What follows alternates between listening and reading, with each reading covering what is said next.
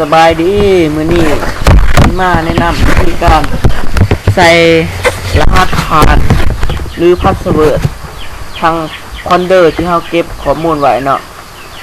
อันนี้คือโฟลเดอร์ที่เราเก็บข้อมูลไว้ข้อมูลเราจะมีเอกสารมีไฟล์รูปแล้วก็มีเอกสารดอกิเมนต์เนาะ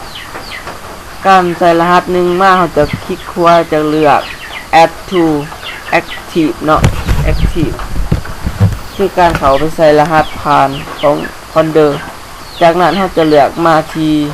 general เนาะคือขั้นราคาทั่วไปแล้วเราจะเลือกมา set password เนาะจากนั้นเราจะติ๊กเอาแล้วก็ใส่พาสเวิร์ดที่เราต้องการใส่ว่าเราจะใส่เลขยังอาจจะใส่อักษรหรือตัวเลขก็ใส่ได้เนาะ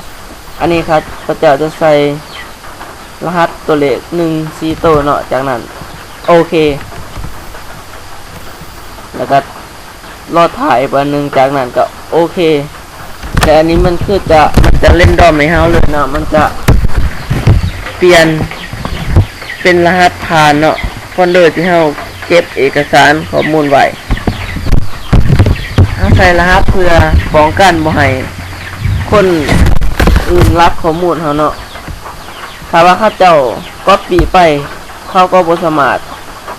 จะเอาข้อมูลเฮาไปได้เพราะว่าเฮาใส่รหัสผ่าน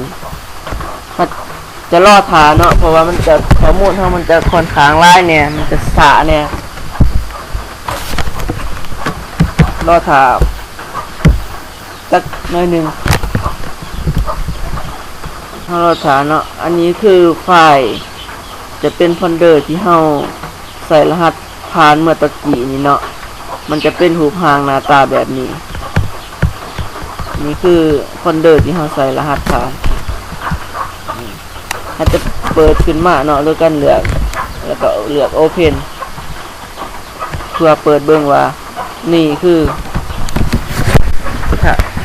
ถ้าเราบ่ป้อนรหัสเนาะเราก็บ่สามารถเข้าได้เนาะเพราะว่าถ้าว่าคนอื่นสิก๊อปปี้ไปในโฟลเดอร์นี้เนาะแล้วเขาก็บ่สามารถเปิดนำใส่ได้ว่าข้อมูลเฮามีหยังแหละเพราะว่ามันติดพาสเวิร์ดอยู่ติดรหัสผ่านอยู่ฉะนั้น